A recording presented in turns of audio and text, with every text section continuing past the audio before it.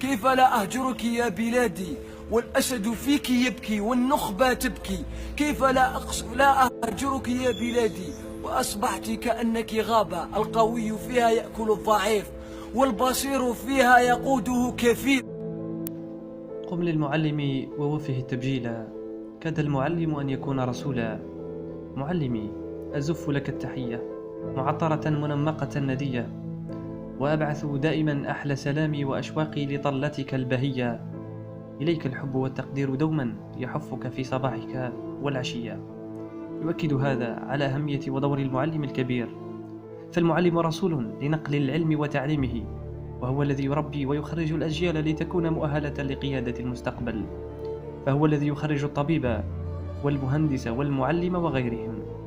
دور لم يرق لأصحاب القرار في وزارة التربية الوطنية، وإن لم يعترفوا به قولا فقد اعترفوا به فعلا عبر الإجراءات التعسفية التي اتخذتها وزيرة التربية الوطنية والمتعلق بالعقد الموقع مع أساتذة المستقبل. طلبة المدرسة العليا للأساتذة بورقلا اختاروا الخروج في مظاهرات ووقفات احتجاجية تنديدا بهذا القرار المشحف حسب وصفهم، أسوة بزملائهم عبر التراب الوطني في حقهم، بل واضطروا للمبيت في العراء بعدما تحالفت ضدهم كل العوامل الطبيعية والبشرية، لكنهم صامدون ولاحتجاجهم مواصلون مطالبين باسترداد حقوقهم المسلوبة.